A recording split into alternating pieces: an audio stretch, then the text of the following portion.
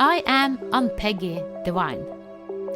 Welcome to the Divine Design, the podcast where we unfold heaven on earth and reframe spirituality and theology for a new cosmic era.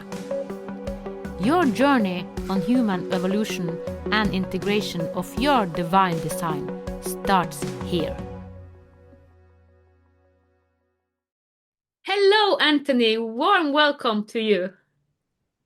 Hello, Ann-Peggy. Nice to be with you here.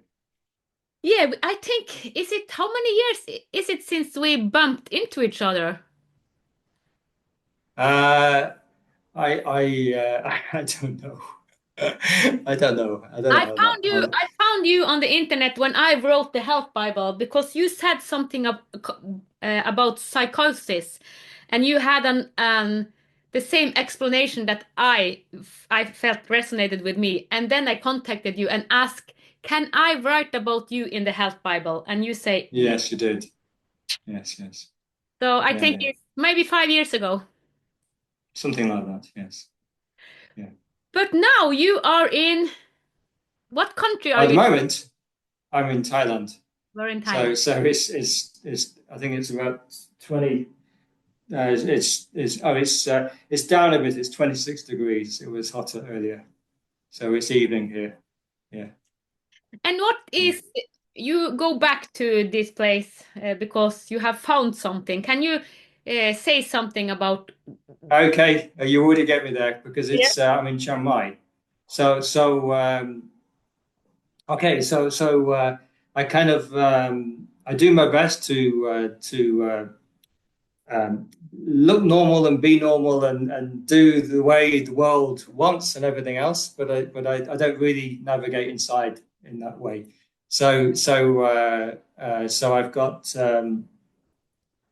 four kind of areas where I had kind of, sometimes we can call them bits of psychosis things. I don't mind, but I don't like to say that because that has a very fixed view, which is usually a mess Yep. and something sick.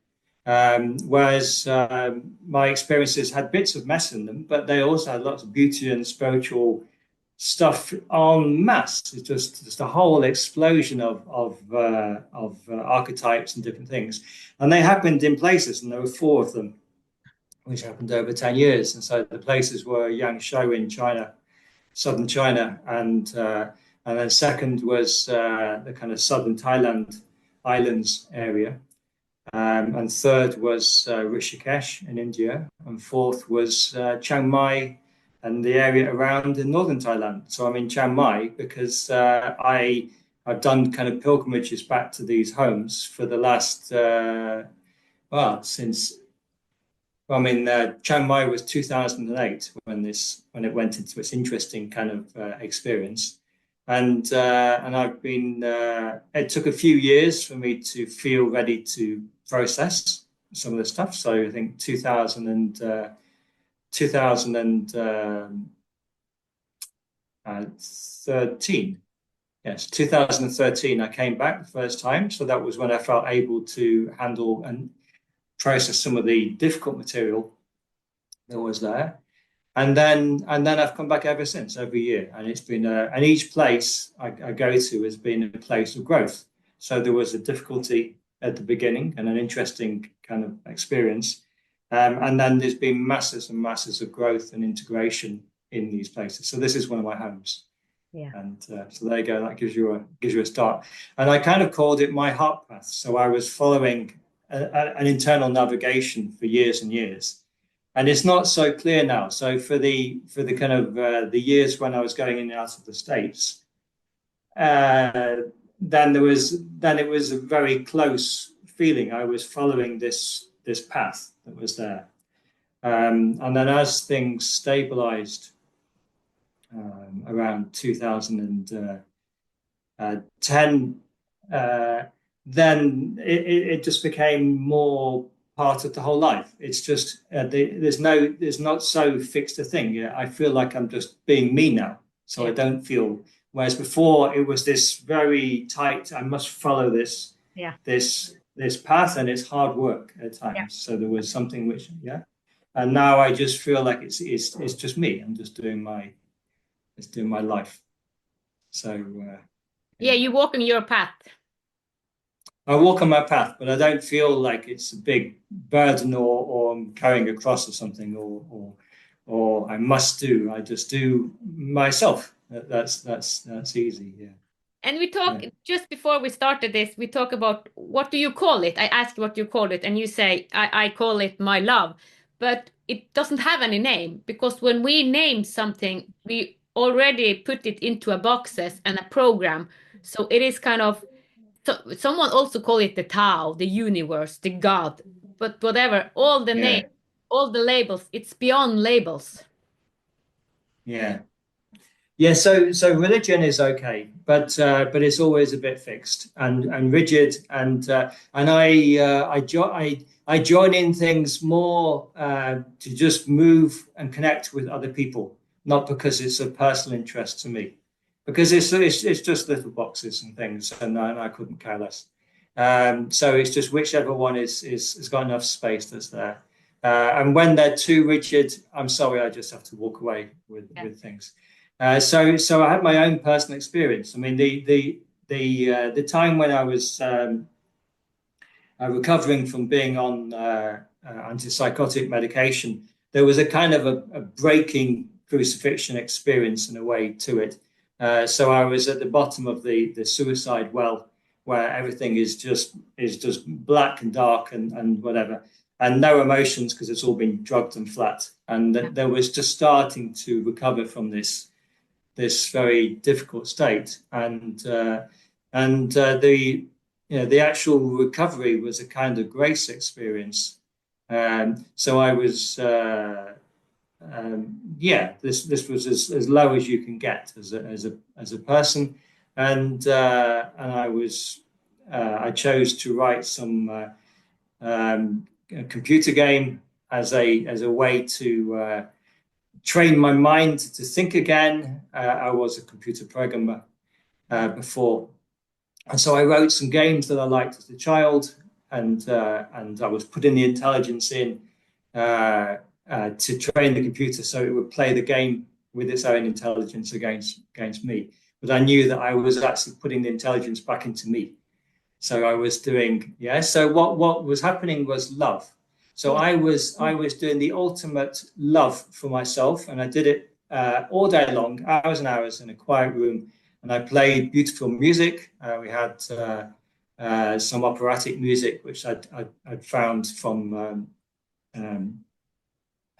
a gift my brother had given me, and so there was this beautiful music of human emotions, of all sad, happy, joyful, and it played in a loop over and over and over for hundreds and hundreds of hours while I was doing all this stuff.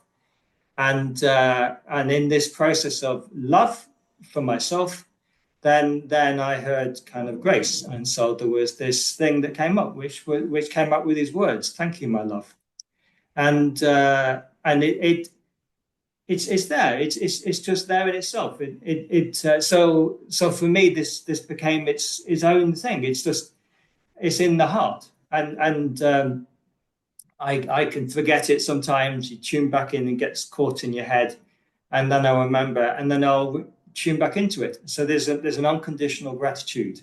So I'm being ripped apart by something. My world, my dreams, my relationships has all collapsed again, and then it goes back into the heart opens and just holds this brokenness that is in me. Yeah. And the pain comes, but I'll go into that, and you feel like everything's gone, but at the same time, it's not gone because something is there which is holding this pain. Yeah. That's yeah. So it doesn't have as we were saying, it can't have a name because it's personal to me. Yeah. It's my own personal connection with something.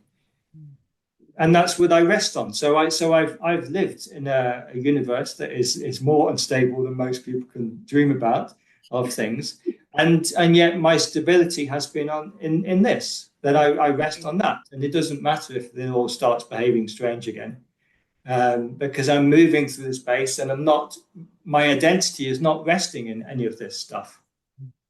that's here. It's resting in my relationship to this thing, and like I said, it can be something which is universal, the whole universe, and it can be something relational with a person, even or in relationship or generally, and also with myself. And it's there, and yeah, and then we were saying, yeah, that the way I kind of connect with this is a little bit personal, I guess, but I suppose people can feel themselves what their own truth is for this kind of thing. The way I've connected with this, my love, has come to me as well. So I was after my second episode, the second journey in Thailand. I was back in a bookshop in England and looking for some book, and then saw something else. I saw the I Ching, and I said, "That's for me." It's like there was a knowing at the time, and I'd already picked it up years ago and read it in the library, and oh, I don't understand this, and put it back. But this time, and this particular version, I just knew it. It was there in relationship, and so this became a more kind of precise way that I communicated with this my love or whatever. So the I Ching became part of my personal thing. And so you laugh at all this stuff because and then I got another part because I was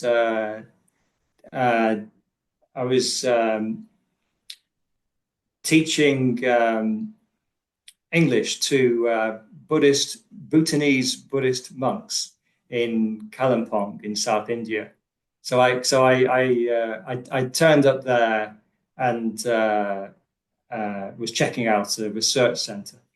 And as it turned out, there was nothing happening. I was the only guest. I spoke to the manager, a German lady, and we talked about, well, there's nothing happening here. What should we do? And so we came up with the idea of me running this English course for monks, and so I taught a medicine Buddha, and the focus was for them to teach the medicine Buddha in English. So we and it happened that the house next door was an important center for this medicine Buddha transmission from Dudjin Rinpoche. So we're in that area. So I did the course with the monks. They all turned up, and this was amazing over 10 days. And we finished off with them all chanting and and doing this thing together. And the consequence was that I found another part of my feeling for this spiritual thing. So I've actually not got them with me at the moment. I usually have, but I took on this kind of feeling for three of the Tibetan deities. So there's a Chen Resig, which is compassion, and a Tara, a white Tara, and the medicine Buddha. And so this became a part of a shrine with a Tibetan kind of aspect. Yeah. And for quite a few years, I was my personal practice was to chant the Chen Resig and the medicine Buddha chanting, and I would chant in Tibetan with a lama on a silver recording, so we'd do it together, and so this became the kind of the emotional way of me doing my spiritual thing. So I had my love in this kind of abstract foundation straight from inside, and I had the I Ching for this kind of communication thing and wisdom. Anthony, you and your ego, drop it, yeah. So it was like a kind of a wisdom teaching that was coming, and watch out, there's danger around. What's happening now? So I was using the I Ching to navigate and have a communication, you know, and then on an emotional level, I got this kind of a Tibetan shrine that was there, so I would have that. Yeah, and then and then later, when I was trying to join the Kagyu, I thought, oh, okay, I did a pilgrimage to try and, so now I'm going to join and there's so many synchronicities and different things. Mm. And then I got there and then found the door didn't open for this. I said, what's going on? So I was just following the journey. So I flew from North India, where I was trying to join this thing with Thai Situ, and flew down to South India. And then, with so many different events, found myself in a Zen Sangha. And so I ended up with my love inside. I've already done my Zen, and the I Ching is the navigation part, and my Tibetan shrine, which is the feeling part, and then a practice part, which is coming from Zen. I can sit and be part of the Sangha.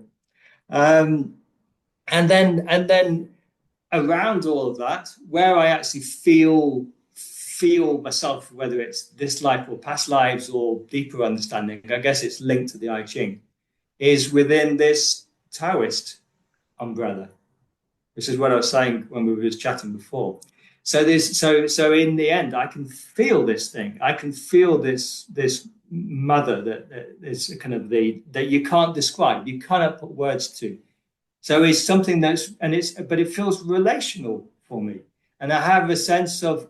So this is what I was saying is different. That the Taoist feeling comes across as a very nature thing, which is impersonal. You can't say anything about it, and blah blah blah blah blah. But I don't relate to it in that way. I have a kind of a relationship feeling sense somehow, and maybe it's coming out of my love thing, yeah, that's there. So I relate to it in that sense. So my love is this Tao. And it doesn't feel distant or yeah. I get emotional. That's it's funny. It doesn't feel distant. Yeah. And all that you are talking about, because this is the Divine Design podcast, what you are describing is what this podcast is all about, Divine Design. Because we don't have any name, but I have called it Divine Design. Because Divine Design, it is an experience. You can experience whatever you want. You can find it in Christianity, in Taoism, in Buddhism, in all concepts. Yeah. But it's following the heart and opening the heart to everything. And it is a sensory experience. It is not in our head. We have to go out of our head and follow. It's not a head. Yeah, so we have to just flow with it. And you, so everything you are describing is, yeah, this is Divine Design podcast. And you are actually describing the essence of this podcast, because the new divinity, I use the word divinity because we are in essence light. Divinity, I see divinity as light. Our light essence wants to experience. It wants to sense. Because being in concept inside here in this script, it's boring. It's boring. Yeah. So you say, I have traveled to this place, to that. You have experienced your divine design. So it's like, yeah, music in my ears. Yeah. Yeah. So it's the whole lot is a journey, and this has happened over many years. Yeah. Of exploring and finding and not knowing, and then something comes in the end. I mean, okay, there's all these things. So these all still exist for me. So as it happens, so then I have, and it's even more funny. So I have this is actually a Chinese little Buddha. So the Tibetan deities didn't travel with me this time. It was unusual. I left them at home. I thought, well, I'm going to India. I might get some updates. So I might see if I can find, because the cards are getting older. But I've got a Chinese Mahayana little bronze Buddha here. So he travels with me, the little one, isn't it? And then a Tibetan Vajra. So they're kind of here. And I'll do and I like to do also do a Theravada kind of. So you say, Anthony, it's all mixed up. You can't do this. But it is. It's just it's all part of me. So it's for me. It's all part of my Zen, Yeah, and integration of and it that's all. Mm.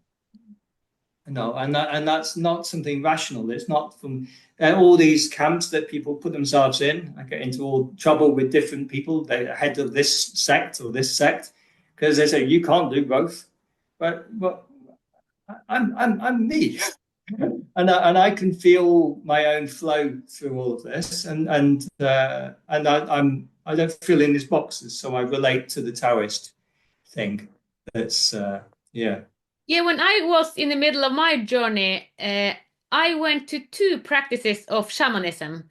And the mental script says that shamanism is shamanism, but it's so many different shamanism. And both of Yeah. the shamanism, it took both of them took 2 years, and I did it simultaneously for 2 years in both of them. And it was only one practice that was similar to both of the shamanistic way. And one was of the leader, shamanist leader was a woman, and another one was a man.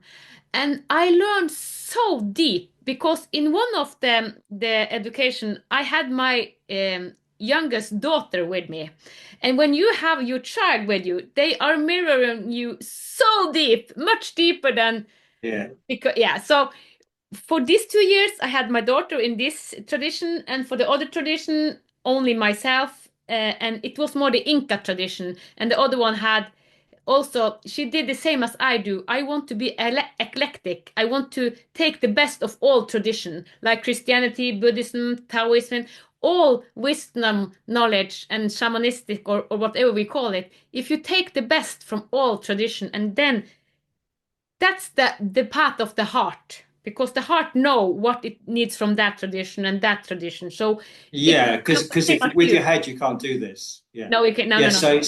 so with your head you cannot weave or do this, but within feeling Yeah, you can. yeah, Yeah. Because we were saying also the word key culture, because that is also part of, because that's then turned into how is the practice when it's there. So it's coming, key culture is the Japanese term for the hara, the journey of allowing the fullness. So we're all the same in this. We all have the sort of possibility for this bigger me, I call it, like yeah, big me, yeah, and yeah, there's always little me, but the full me, the key, the version of the Tao, or the kind of God, or whatever you call yeah, it, yeah, how that version, that there's a level, it's all here. So there's one level we are the same. You see, your face is my face. I yeah, see, the Zen story. Yeah.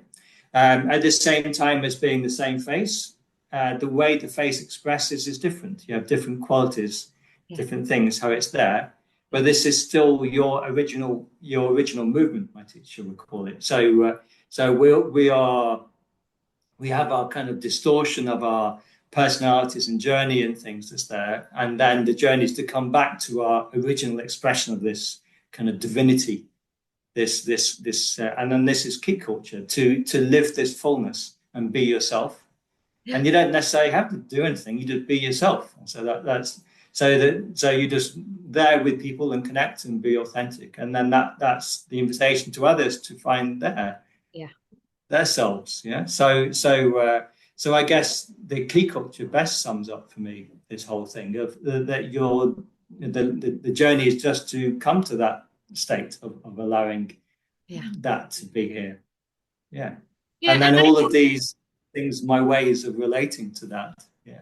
I call it divine design because divine design for me it's the light essence of us. And we how do we want to express our divine design? Because we can Yeah. express it in so many ways. So it is we are talking about the same, and it is so many traditions that talk about the same with different names. But it is when we go to the essence of it, it has no name. But for me, it was shown as divine design because it was the essence of us, and from our essence, all the possibility, all what we have, we are multisensory beings, and what we can experience through our divine design or through our essence, light essence. Yeah. But I'm sure there are more than hundreds different names. maybe thousands. I don't know. Yeah, it's called human culture. Yeah. Yeah, Yeah. yeah, So yeah. yeah, So yeah, but yeah, what I'm trying, it's that okay, we are have so many paradigm way of thinking, uh, but we are actually, if we go to the essence of every tradition, we are talking about the same. So we are more connected than we yeah, have yeah. I learned. had I had a I was very impressed. I learned Chinese because I was living in China, and one of the surprise benefits was I was able to have a conversation with a Chinese Tibetan monk in the borders of Western Sichuan in the Tibetan area. So he was interested.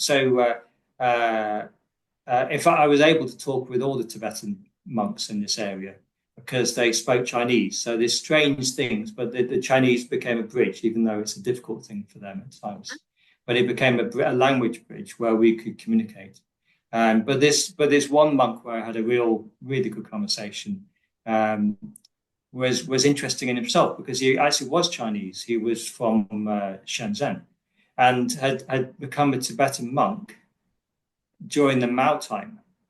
So this was meant he was a special person because this was a time when religion was not allowed, and for a Chinese person to take on the religion of these people and go into that meant he had a very big journey for him to be able to do that.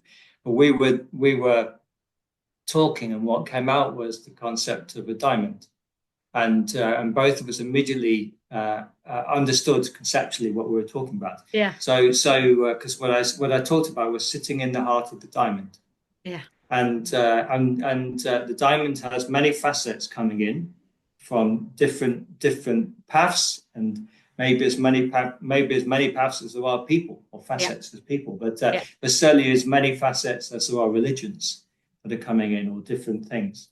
Yeah. But when you're inside the diamond and you look out, then you can see the kind of the truth in each of these facets that are there.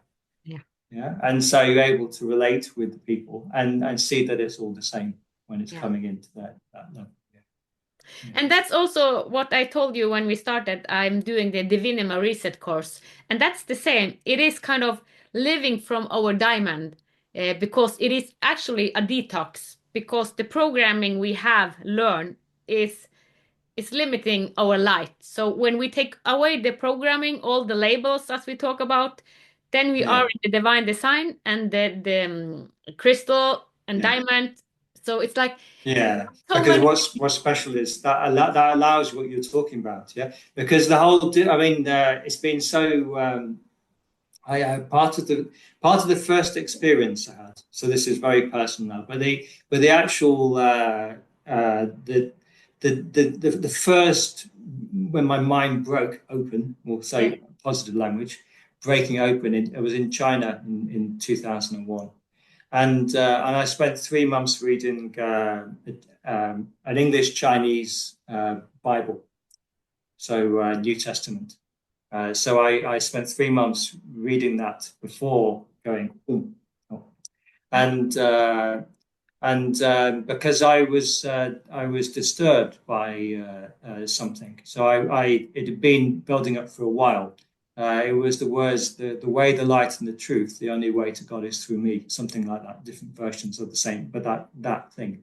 The religion that I'd been brought up in, and it was important within my sort of my father's family. So it was a strong religious base. I spent my childhood being angry with it. I would just, I even had a few Christian girlfriends.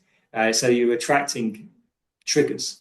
And so I went into churches with one of them, and she said she could see speech bubbles of outrage that was coming. So it was producing this anger for me, with contact with this thing.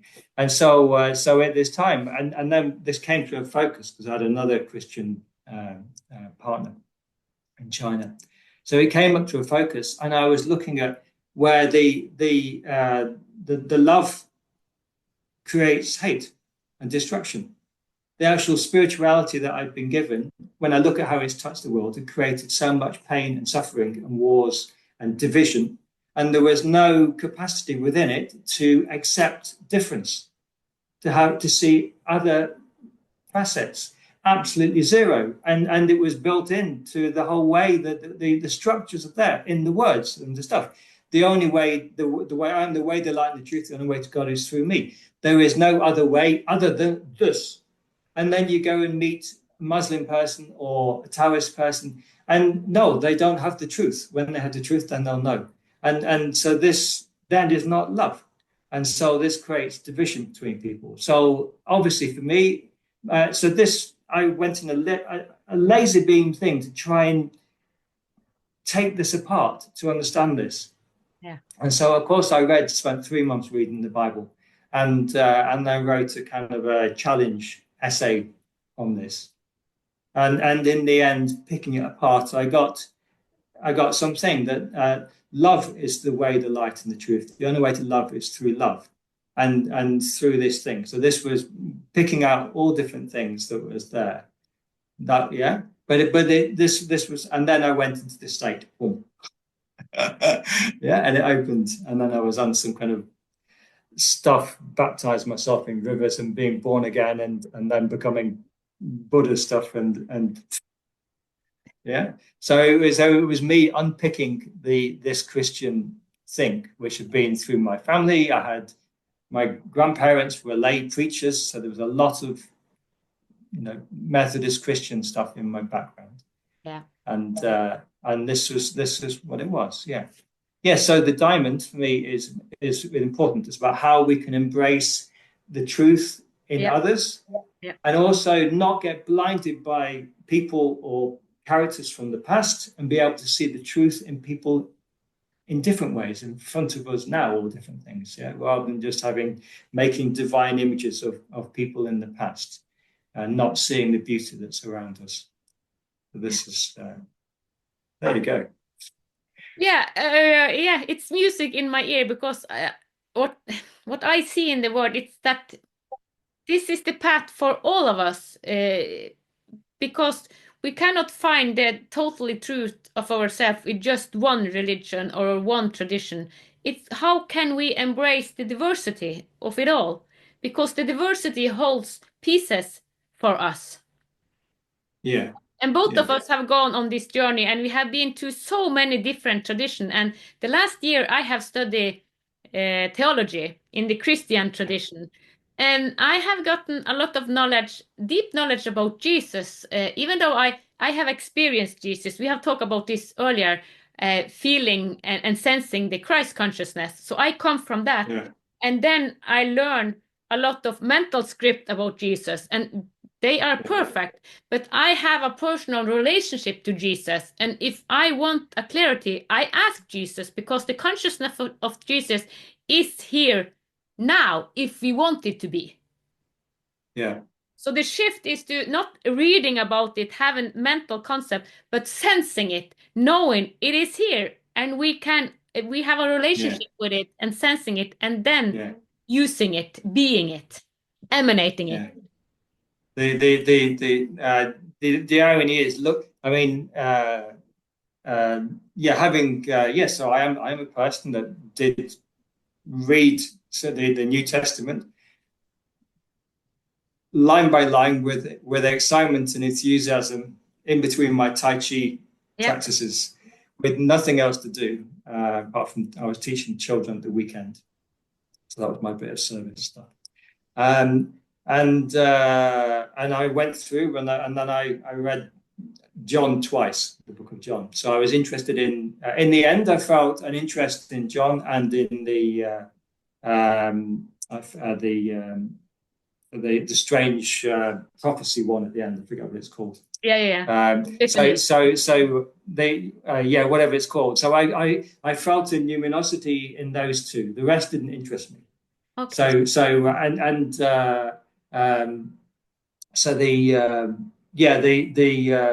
The revelations I got a sense there was something shamanic about it, and that there was something that was new. And I actually thought that was something in there which might have been part of the trigger for me from this thing. So there was something I was really tuned in. So there was something in there which was interesting, and then John felt like it was written with intention by some people who actually did have quite their own development. Felt really interesting, but when looking through it, there's not a lot of teaching. There's very focused ones. Yeah, there is. There's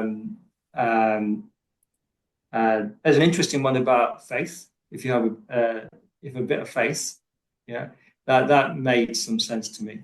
But the big one is just about loving your neighbor, and you go love your neighbor as yourself. I said that's impossible. We've got one bread roll, and I'm hungry, and you're hungry. Who's going to eat it? This is the world's problem at the moment. Yeah, usually wars and resources, and we're not great at who's going to have the bread roll. Like we make war all over the place for this. Yeah, I want that country. I want the land, the resources, the stuff for us, not for you. And so you've got this paradox of love your neighbor like yourself when you're in duality, when it appears to be like a jungle, and how is it possible to love someone like yourself unless you're not relating on that level of it is. Yeah. So it means that it's an actual consciousness. So when you see your original face, and then you feel the same, and then there is only yourself, and then there isn't this sense of this competition and jungle and everything else. And this paradox can be resolved by us feeling one time we might share, or I might need it, or you might need it, or whatever's there. There's no, the actual answer to this thing is not coming from that mind that's in this duality. Yeah, it's coming from a unified mind. But the Bible, it's so much wisdom in the Bible. But what I have understood that a lot of people read the Bible very literally. We take word for word. We go to the mantle. But if we see all the wisdom like symbols, like archetypes and symbolism, then the wisdom in the Bible is very, very deep. And all the letters from Paul, he actually say, I'm living from Christ consciousness. So he already understood that heaven on earth is inside. So he emanate heaven on earth. And we have to remind ourselves that this was 2000 years ago. So what language do they have at that time? And if you try to take that language and do it into the year we are in, so the wisdom is very deep, but we have to see with other eyes than the literal. It is symbolic and it is spiritual. Yeah. Also, there's an element where we're doing quite a bit on the Bible, but it's interesting. There's an element where there were different messages depending on the reader. So the consciousness that you bring to it. So what you get. So if you get a painting, and then you let the whole planet, all the people walk in front and look at it, each person will feel and experience a different experience from this. Yeah. Because what you experience is based on your capacity to sense who you are. Yeah. And that may change through your life as well. And so it's the same with when there's a numinous book, when it has its own special quality to it, then it talks to people in different ways. And so there's levels of things. So I also felt that's maybe one of the reasons that I've been interested in so many different cultures and different views on this, because having all those mirrors allowed me to be able to unpick and find things which otherwise I might not. And so having a feeling for Taoism, I felt allowed me to read things within the Bible, which felt, no, this is the same. This was and life is actually a reflection of ourself, and it can be beyond time because we have so many lives So what we see is trying to kind of wake us up, if it's this life, past life, future life. So I see life as a reflection. And I just had a therapy with a woman, and I said, okay, did you see what happening? Because she talked about it very literally, as we do, and said, do you see the symbolic what just happened, the opening when we met each other? It's like, wow, it symbols all her life. It's like it was so in our face, but it kind of get blind of the how we project our life and how life is mirrored to us, and symbolizing what we are in the middle of. So it's so fascinating that the answer is so close, but it's like it's so close that Yeah, we cannot see yeah, it. It's too close. yeah, yeah. I mean, one, I don't know for other people, but one consequence because of the experiences I had with these kind of these I don't know whether I call them spiritual psychosis things or openings. I mean, certainly the after the first time, then I'd learned to internalize and handle the reality, even though I didn't know I was in the same reality as where I'd lived normally. So in these states, I wouldn't know if I was alive or dead or in another dimension. But Yeah. I got smart in terms of hedging my bets and trying to make sure I don't end up in a psychiatric hospital and get to actually follow the journey to the end. So something in me was very um, um, it's like the lower self is still having a rough time going through stuff, and you're on the Yeah. stage, I call it, and it's all rough. But there was some kind of higher self which I could sense. Sometimes in the third time, I even saw it. So it was like a Tibetan eyes type thing, which I could almost see in the air there, and it was like a kind of companion watching me. So I kind of knew that okay, there's a hell of a ride to do. I'm going through this, and I was doing life and birth, death and rebirth type rituals and all sorts of things. So there's a big thing to go through. At the same time, it's already done and it's okay. Yeah. Yeah. Yeah, and so this other part is all relaxed about it, and this is fine, and the little part is doesn't know if I'm alive or dead, and I'm going through this experience and trying to work out things. But one of the I guess the consequence of moving in and out of these experiences was that the whole lot became effectively all it's, people ask how do you heal someone, how do you fix the person. So you don't fix the person, you complete your journeys. You're not trying to stop it or fix it. You like so if you're doing this, then you complete it. So if it's like a bridge and you're going over your bridge over the river, well, you need to go across, and then you need to relax and integrate the experience, and then it just becomes something that's breathing. Yeah. Something that gets full again, then you're back into a state, and then it if it's natural and you relax, then over time it just comes back down again. You relax, and then over time it just becomes normal. It's just part of your relationship with this. So you move through this thing, and you're not missing, like you're saying, missing all the stuff that's there from the face. It's all synchronous. Yeah. So this it's alive, this whole thing, and you're moving through, and the connections come or different things, and so the normal life becomes its own kind of thing without feeling so much like a cartoon, because in those very intense experiences, it feels like you're in God cartoon, and Yeah. yeah, and that's that. You have to learn to relax with that. That's too there's too magical. It's nice to have a bit of normal, not quite as intense as that, but still it has that feel to it. Yeah. Yeah. But I want to ask you something, because I think a lot of, not a lot of people, but some people have experienced psychosis like you have.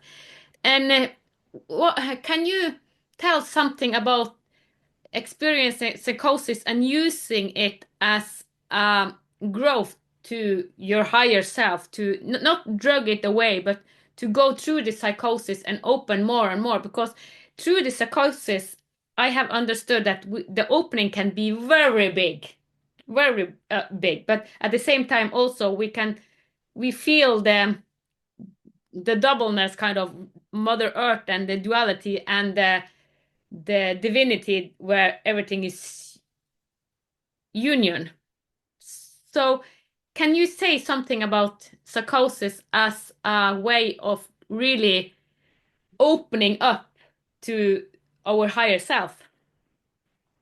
Yeah. So the first thing is to be careful with language. So because so the word psychosis is trickier. For me, it does have a meaning. Yeah. So I actually have them, but it's not quite what everyone else on the planet, including the NHS, I saw quoted today. Yeah, because for the official psychiatric, then it's hallucinations, delusional thinking, voice hearing, paranoia, and maybe negative symptoms of disembodiment and depression and no ability to communicate. So that's become a sort of a rote. I was even in the schizophrenia festival once, and I was there to speak, but the organisers stepped in before me and suddenly gave this whole and I had to go and say, I've got no idea what this guy is talking about. I don't recognize any of this. I do recognize emotional pain, and difficulty being in my body and in being myself in this human world that we've created. Yeah. Yes. Yeah. I don't recognize, and so I do understand the sense of psychosis, but the sense that I get is of where the wheels are spinning. So we've got a mind a thinking mind that normally functions and stays with our reality and is able to, because the actual experience is much bigger, and so the higher self and the consciousness is a big universe. Yeah. And the thinking mind is a little thing. And generally, it manages to find a road to move on and a pathway to work through, even if it's narrow at times. Yeah. But and so that allows us to be in this kind of cognitive matrix and connection with people. But if it goes into a state where it's like the wheels are spinning and it's getting faster and faster, trying to work out, there's emotional energy that's gone into, so strong negative emotional energy, anxiety, fear, anger, that's there, puts lots of energy into the thing, and the mind has lost its sense of navigation, of relationship, and is trying to solve this emotion and problem and work out things, and it's always trying to find a pattern. It's trying to fix things, and yet it can't. And so this goes into go. Okay, so that I can call a psychosis. When the mind is gone into this spin. Yeah. It's like you're skydiving and you're going head over heels. Yeah. And there's no ground. There's no thing. So this is where someone is lost, and I can recognize that, and it's a mess. Yeah. But the actual experience to move through altered state experiences, no, this is not an illness. This is a human capacity. Yeah. To hear other things. There may be things which are nice, there may be things that are not nice. It may be part of your mind and different parts of your personality. It may be other entities that are there, and there are beings on other levels. And okay, you may want or not want this, but this is a reality which is just bigger than the person generally in the street experiences. Though I don't know, maybe lots of people experience this. But the issue is just, are you okay with it? So this is what I say. Yeah. So psychosis is just when you're not okay with your experience and you don't have training or capacity to find your ground when the things open up. Yeah. So that gives you then a difference between the spiritual journey and the mental health journey. You're not prepared. You don't have the capacity, and it's not your fault because our school doesn't train us, the society doesn't train us. Yeah. And so that already kind of answers it. That if you're able to so like a conversation, I can do pretty quick with people, and then something side relaxes and goes, oh, so I'm not mad.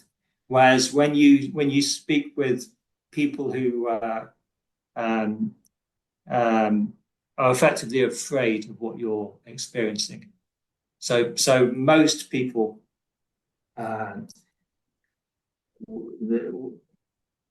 we're doing our best. This great big universe, this great big ocean, and human beings are just boom, landing in this thing and trying to find stability and order with their minds to be in this. And so they'll fix in all different ways. And, we call it ego or different things, and they'll fix connections with other people and whatever.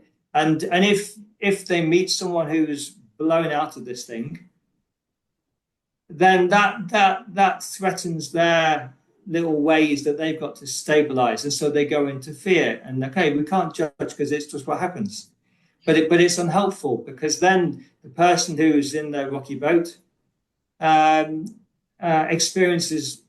experiences judgment and boundaries from the person, and that makes them feel small and not accepted and connected. And what if you're super strong in your sense of self, and you've already got this relationship to your own divinity inside, then you don't need other people to help you stabilize in the big ocean. You can just swim like the great turtle in the Taoist book. I just swim the oceans. And you don't need to live in the little well like the frog or whatever in the story. But that's special. That's when you've really done your training. So this is the value of the real spiritual journey. Involves lots and lots of discipline and practice to strengthen yourself and find your inner connection inside. But when you have a break open, however it's happening because of things, then you open up into this ocean or this fire, whichever you see it as, and haven't got that strength of connection inside and real sense of self. And so what you desperately need is connection to other people to help you to stabilize. And when you talk with people that go into fear, they don't offer that connection to you. So that's the mental health world as well. And they say, oh yeah, it's the easiest way to protect yourself from being challenged is to say that the other person's mad. That they're wrong, that their truth is not valid. And so it's not valid, so it doesn't threaten my truth. And so I can feel okay in my truth and keep my beliefs. Whereas if you open up and allow them their truth, that's a challenge then to yourself to look. And so this is that. So that said for the people that watch this. Have you thought about society in general, the collective, that if we see it from a bigger picture, that our society is actually in psychosis? So it is kind of the collective field is in psychosis. And if we try to wake up, the psychosis want us to be in this psychosis, like the general structure and in society. So it wants us to be in psychosis. So because when we are sleeping, when we are in our mind, we are actually in psychosis. So we have to hack up out of our mind to really live, to be in our truth, to be in our diamond, to be in our divine design. So most people are already in psychosis, but we call the one who is waking up, they will say, oh, they have an illness. But actually, most of people, 95%, maybe more, is in psychosis, the illusion that we have made on Earth. So this is again, it's depending on your definitions. So what I'm hearing there is that you're saying, so with the word psychosis, you're using it as actually similar to the way the psychiatrists say.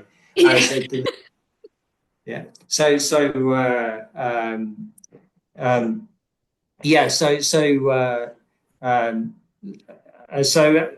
humanity is say the reality is this, whether you call it emptiness in a kind of Zen language, or the big ocean. I like this image of the big ocean with waves, and all of these people. Everyone's got this little raft that they're on, and all these rafts are tied together. And this is our strategy to stay sane, to cope in this thing.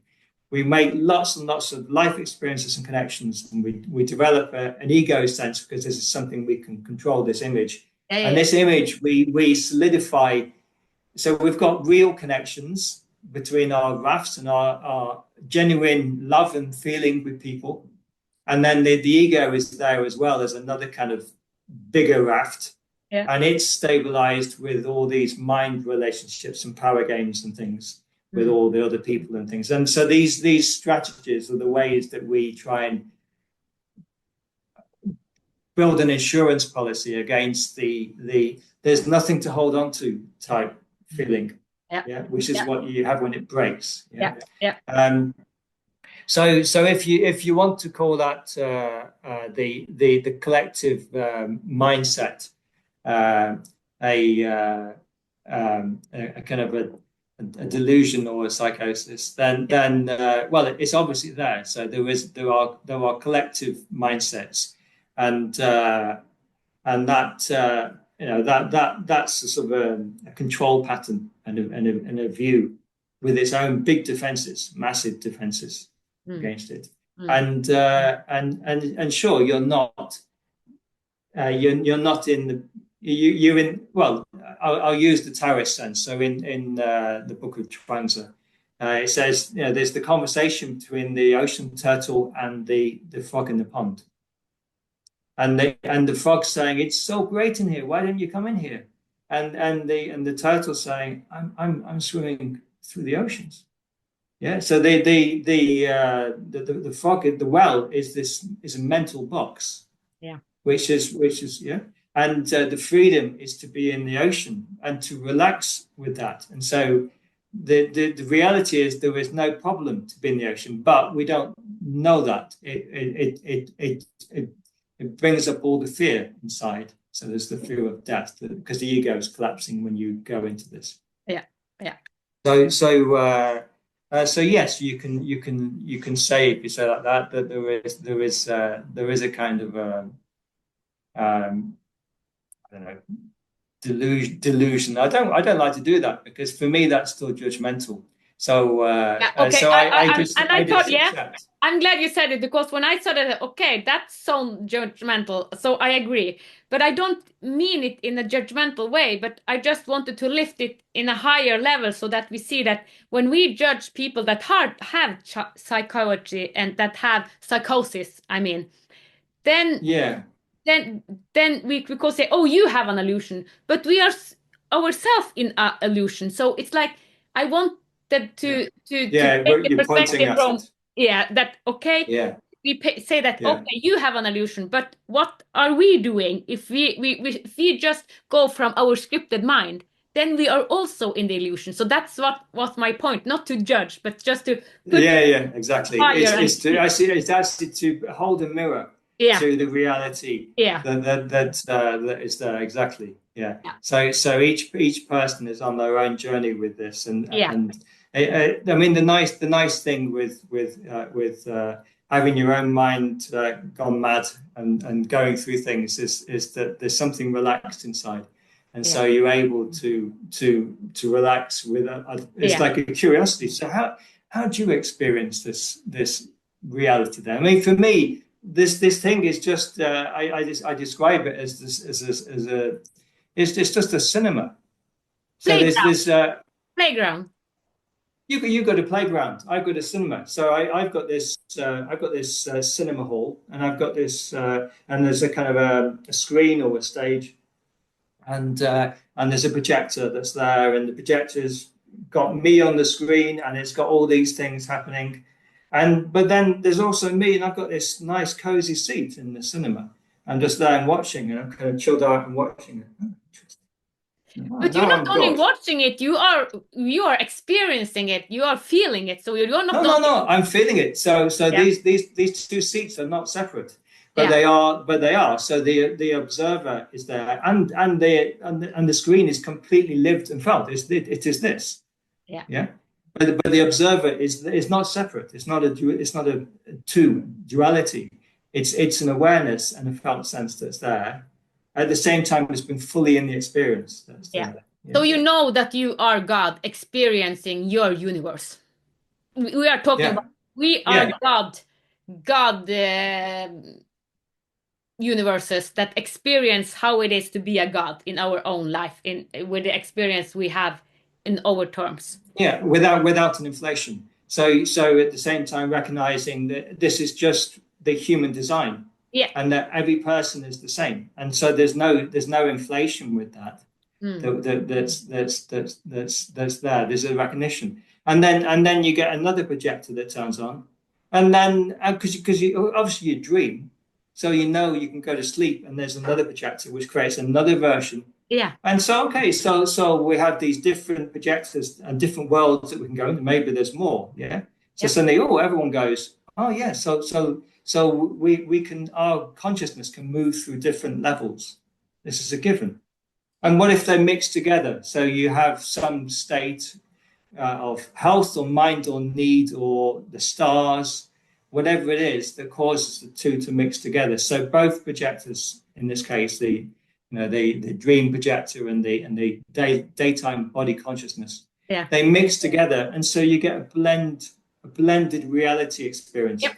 Your cinema is then a subjective, yeah. The consensus reality is there, but there's also the personal subjective projector that's coming in, Yeah. and so you experience someone floating on the ceiling or a little dog walking along or something, yeah. And when you someone you meet someone, so they're on your screen, you're on their screen, Yeah. but you talk, but they don't see your little dog or your person floating because that's part of your blended experience. Mm. Yeah, I'm just giving us an understanding model now for how it is. Yeah. Yeah, and then you can't say, oh, so in your cinema hall you don't experience my little dog here. Yeah, so but I do. So Yeah. this is true for me. This is not hallucination. This is my universe Yep. as I experience it, my reality experience, which is in my case has got a blend Yep. of the different levels, Yep. and yours doesn't. So that's your truth. Yeah. So I'm not invalidating your truth, and you're not invalidating mine. Yeah. And this is then the human experience of meeting that Yeah. we have these things, and then you can understand when people have a psychosis. Then Yeah. Yeah. Yeah. Yeah. yeah. And then the main job is, can you relax with what you experience? Because Yeah. this is calling you to work on your traumas. Yeah. It's like turning the volume up, Yep. and what I say to people is, you didn't ask for this, probably. Yeah. But you have no choice. Because this is what the life is offering you. Your higher self is offering you. It's telling you you have to work on all of your journey to mature, to deal with all the anxieties inside, to grow up as a person. Yep. And this is a human life. Mm. And when you do that, then you can be in this blended reality and relax because Yeah. it's okay. Mm. Yeah. And it may just settle down and you don't even notice it. I don't notice it. No, but you never know. I can never tell what comes. Yeah, and it's also a level that a lot of youth want to experience all these dimensions. So someone take drugs and someone take Yeah. plant medicine because they want the journey. So it is a bigger acceptance because the journey is we are revealing ourselves. We are going into our diamond and trying to shed all the layers off. So it's kind of the polarities in the psychiatry and the Western medicine. We call it insane and sickness. But at the other side, a lot of youth, and also not only youth, but people want to come to their essence and diamond, and also use remedies and plant medicine or drugs to come to the diamond. And there are thousands of ways of doing it. So, but I don't want us to go into that because we have discussed this earlier, and it's so many ways. So it's what is wrong and what is right. It's only ourselves know what's the right path for us. There are no mental scripts. Yeah, No one can yeah. tell. Yeah. Well, I'm just thinking because it's again it's our culture is not very experienced No. because I've got you remind me of a book from a Tibetan medicine book, Ah, and it talks about the different personality types and yeah. different kinds of practices suitable for them. So if you have a very air vata type Yeah. kind of mind, Yeah. then you don't want to be doing a strong fire inner channels type meditation. You want a calming type Yeah. meditation. Yeah. And for someone else, the strong internal imagination thing may be perfect. And so there's a wisdom that is identifying. That was apparently the Buddha's thing that he would meet different people and then identify, oh, this is a good path for you. Yeah. I think one person's path was just to look after the shoes of all the smart people that were going in for the lecture, and that is his path. And so somehow from this kind of process, that person's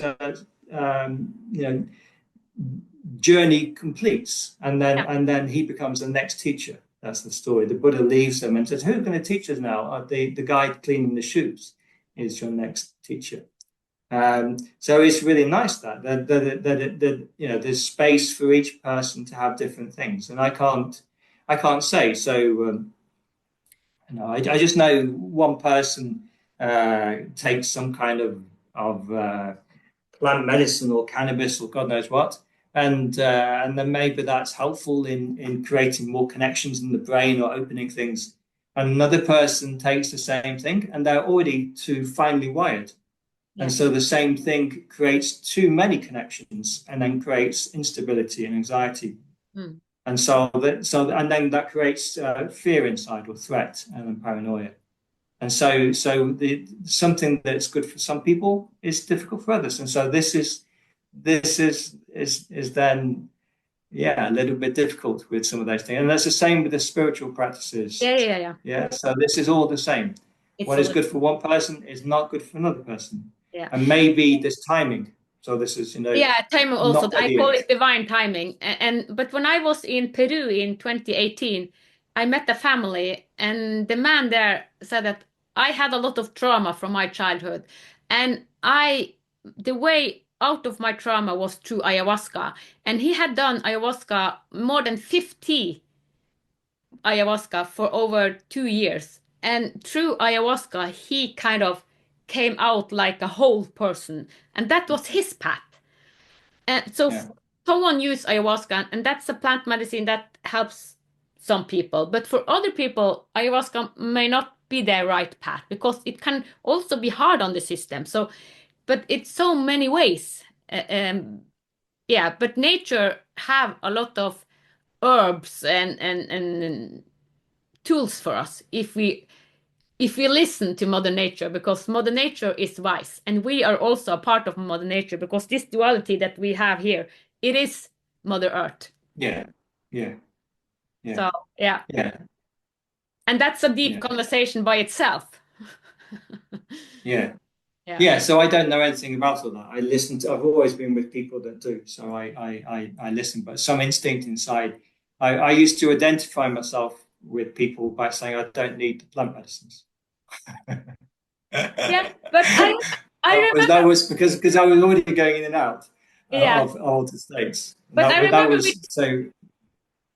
I remember we talked about it earlier, and then you said the trouble for someone who use ayahuasca is that when you really go into your essence, your light, there is nothing to hold on to. Yeah. You have nothing to hold on to, and that can be scary for someone because we need someone to hold on to. So for someone it gives them the freedom they want. They don't want to hang on to something. But for other it's like, oh, I have nothing to hold on to. So they get more fear-based and go deeper into the hard stuff. So Yeah. so it can be But it's also in meditation as well, Peggy. yeah. So you can get to a dark place and where there's just emptiness and I actually wonder what turns that into the light place. It's actually love. It's actually it's our love which maybe projects out and turns it into the light place. But you can get to an experience where there's just nothing. There's nothing to identify, hold on to. There's no sense of self or anything, and then that can be very frightening for some people, which is I've experienced that they come to talk to me and try and get Ground. so then to get some kind of grounded feeling. And so when someone doesn't have a strong sense of self, then they need more focus on compassion, connection. So that's my work. I've made this touch connection work. And so it's not being lone samurai in a cave and doing your big yogi path. It's learning how to create human connection with others and have a sangha and a holding, and then that allows people then to be able to deal with this emptiness. I'm glad you used the label emptiness, because it is kind of an emptiness. Also, what happens when we come to the void, the emptiness, the kind of, or the light essence of us, because it has also so many labels. It's also fullness, So it's also fullness. Fullness and nothing. So the emptiness is the womb of the Tathagata. It's the potential, the mother. So it's pregnant, But do you experience that pregnancy? Yes, it's pregnant. Yes. Do you see that this yes. is pregnant with the word? So so this is the image, So the mother's image is for me is the best image of this, the pregnant mother. And so all of the life is coming out of that, but it's at the same time it's not there, and so you can get caught in this feeling of nothingness and nihility. So this so that also what if we would find a kind of learning from that the spiritual part isn't for all. Because I remember when I went deep into my spiritual path, I thought that, okay, everyone should have a spiritual path. But at the same time, what I see now is that no, not everyone needs a spiritual path. We can choose life from a higher perspective, so we are not supposed to go into the spiritual dimension. I don't know what your thoughts about that, but what I have, where I'm now, and I changed because I also go with the flow, but I have, some people are multi-handicapped, and some people have a scripted journey, and they are not supposed to go into the spirituality, and some of them don't have the ability also to go into it because they are multi-handicapped in some way, and the handicapped, it is a scripted journey. I've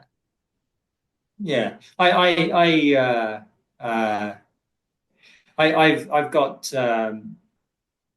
different ideas on spiritual. So I don't see spiritual as white light and all that. I just see we're all the same. The sort of divinity is there, and then there is an unfolding which goes on for the actual the kind of lower self and the higher self can meet and communicate in their own time. And so there was a journey to follow, and how that journey goes is different for different people. And so so we can't say that like I was kind of helped by meeting a young boy with cerebral palsy in India in a village. So he helped me because I was finding it difficult to do this touch work that I do, and to feel another person, to connect, because it's something where you establish a relationship, and then you don't use your head, you can just feel where to touch, where where's the body calling? Where does it need? And I couldn't feel at the time. Yeah. And then I met Ravi, this young boy. He was about 16, and his legs were all twisted and things, so he hadn't had any therapy. And as it happens and so I spoke with the parents, and they asked me to try and help him.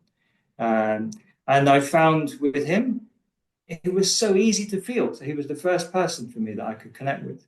And it's because his and my hands were going and they were strong, and I was feeling, oh, I'm here, I'm here. It's because his heart was so open, and I realized that was the difficulty, that my heart was quite closed, perhaps, and it wasn't able to connect with other people's hearts, which weren't that open, perhaps. And he was so open, it was easy for me, and so I could feel this, yeah. So you could say that because his mind wasn't really functioning in a strong way, he was really quite damaged on a cognitive level from the thing, yeah. But he was just beaming. He was so happy, with the connection between the two of us. It was just this complete bliss. Yeah, I could see it and I could feel it that was there. So I can't say that he's not following his spiritual journey. And someone else who's doing a business life or family life or whatever, they're also doing their own growth and their path. And there's different stages that they will be with. So I don't have this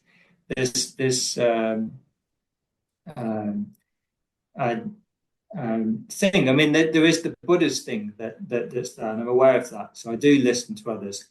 The lotus. There's the lotus flowers, and some lotus flowers are the water's there, and some flowers are just below the surface. And so if you connect with them, then you may be able to see them come up and pop up above the water. Yeah. And there's others that are already really just above the water, and you can help them or connect with them, and they may come up higher. There's others that are just way up there already, and there's no need to do anything. They're already just shining and taking the sun. And then there are also some where they're just like seeds in the mud, and there's no judgment to that. This is just to observe reality that you can communicate, but nothing changes, and that will come in its own time. That's there. So there may be this kind of level of reality that's there with people, and that's okay. Yeah. And so this is kind of thing, but still, I see people doing their own journeys, and the question is, maybe more important, is whether they, Carl Jung's thing, whether they do it in an unconscious way or a conscious way, because the difficulty is the unconscious way creates more suffering. Yeah. So it comes more to me, rather than worrying about spiritual or not spiritual. Yeah. It's how in this world to have less unnecessary suffering for the whole planet. I'm so glad There'll always be some necessary, but it's down to this. How can this place be as comfortable as it could be? Yeah. Yeah. I'm so glad that you responded that way, because if we call it, because we started to say it doesn't have any name, but we have concept already about the spiritual. So I brought out the concept about spiritual, and you labeled it, or not labeled, you spoke about it in such a wonderful way, because we have kind of a collective understanding that if we are intellectual strong, then it's easier to be spiritual, or easier to do a lot of things. But actually, I want to talk about children who have Downs, not in a negative way, but if you see people who have Downs, they are often more happy. They play and are more relaxed than the normal person. So, and this is the big richness, because we think that we have to be in mental constructs to be rich, to have a perfect life. But actually, as you take the example, you said this person just had an open heart, and he smiled and he was in kind of bliss, but the intellect wasn't so the best, to put it that way, but he had such a wonderful life at the same time, because I share a lot of stories here, and I tried also with this story to say we don't have to be like Elon Musk said to one of them, one who have the highest IQ, or so other people have high IQ, that's the successful one. But no, it is, how do we feel inside? Do we emanate happiness, love? How much love do we have in our life? And that has nothing to do with the intellect and the scripted mind. So I'm so glad that you respond to what I said about spirituality and said, okay, what concept do you have about spirituality? Okay, I came from one set of seeing it, but you unfolded it so perfectly. So thank you so much for that. You're very welcome. Yeah. Everyone's got different journeys. So also the person with a learning difficulty, where there's more emotional sense and less mind, then they have different difficulties, because then they've got to also work with their emotions and harmonize them. So we're all human, and this is it. So we've all got different areas, different strengths and weaknesses and areas to work on. And there you go. So that's quite nice. So that brings us back to everyone having their own paths, doesn't it? All having this thing. So one thing that I've noticed from all, because I'm doing all these conversations, you're doing it public now, but I'm doing private one-to-one conversations. Yeah, me so too. I get this privilege of having this complete openness to meet others in their souls. And we find that there's so much which is similar. So the altered state experiences, the archetypes, the I'm Jesus, or I'm God, or Buddha, or things. So there's so much. I want to save the world, or the different things. There's so much that's similar, and then the difficulties with relationships, or understanding things, or place in the world. All of these things are basic human difficulties which we all share. So you find, so I'm not special. I'm not different in that way, and yet at the same. So on one level we're not. We're just the same. And on another level we're also unique in our own qualities and needs to find our personal way. And our gosh, we're really traveling. You're just taking me back to so the whole foundation of the Western mind boils down to Aristotle, and Socrates. I think it's Socrates, but Aristotle, and that's the founder of the philosophy of science. And it's not a little thing. So it's like us human beings, we are just fish swimming in water, mind oceans. And this ocean, this construct has been created in Greek times. Which created an idea, a collective idea of truth. That's what I'm saying. It took away the cinema halls and put a big screen and said, this is true. And your little screen is not. So before this, there was this idea of arete, that everyone has their own personal truth, their evolving journey, and their relationship to the divinity. And this relationship was cut and replaced by the big screen, which says the science and the truth. Thank you. And that's allowed us as humanity to evolve all our technology and do things, but it also cut us from our connection to the divine. Yes. Very good to end this conversation with that analogy, because that's so true. Because and now I see that we go back to what we had earlier. We go back to the divine essence of us. And it's a personal connection. As a personal connection. Knowing that we are divine beings. We are the God source. It's not out there. We experience it as in a personal relationship. Thank you so much for sharing your experience and your path. Wow. Thank you. You're very welcome. Thank you for listening to the Divine Design podcast with Ann-Peggy Divine. You can follow divinedesign.it on Instagram, Facebook, X, and TikTok. Join us next Sunday for another Heaven on Earth unfolding conversation. With grace, reverence, and unity, may the path of your divine design light the way.